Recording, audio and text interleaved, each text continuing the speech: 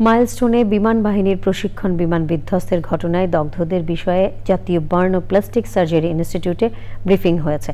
ব্রিফিংয়ে কথা বলেন প্রধান উপদেষ্টার বিশেষ সহকারী ডাক্তার সাইদুর রহমান।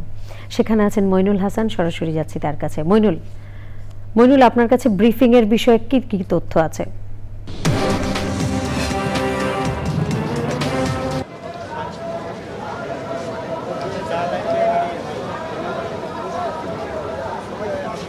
যে আমি এখন দাঁড়িয়ে আছি জাতীয় বার্ন ইউনিট হাসপাতাল।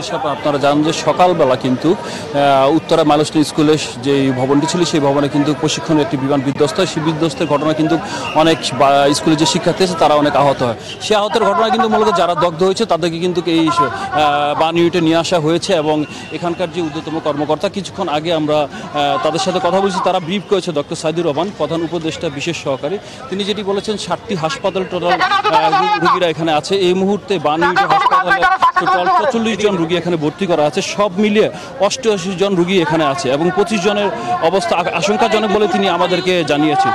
সব মিলিয়ে তিনি আমাদেরকে জানিয়েছে এই এখনকার নিহতের সংখ্যা 17 জন, কিন্তু আমরা কিছুক্ষণ আগে আইএসপিআর এর মাধ্যমে আমরা জানতে পেরেছি 20 জন নিহত হয়েছে এবং 171 জন এখন পর্যন্ত আহত অবস্থায় আছে এবং হাসপাতালে যারা আছে তাদের অবস্থা কিন্তু খুবই সংকটপূর্ণ এবং তারা একটু যে ব্রিফ করে বারবার বলার চেষ্টা করছে বাইরে যারা রক্ত দেওয়ার জন্য বিভিন্ন স্বেচ্ছাসেবিকা কাজ করছে এখন আপাতত কেউ ব্লাড লাগবে না এবং তাদেরকে স্বেচ্ছায় চলে যাওয়ার জন্য উনি বলছেন। এবং এখানকার ভিতরে যে 17 জন মারা গিয়েছে তাদের ভিতরে 7 জনের অবস্থা খুবই আশঙ্কাজনক, কারণ তাদের এখনো শনাক্ত করা যায়নি, তারা পুড়ে গিয়েছে। এই ছিল সর্বশেষ তথ্য। মইনুল, ধন্যবাদ আপনাকে।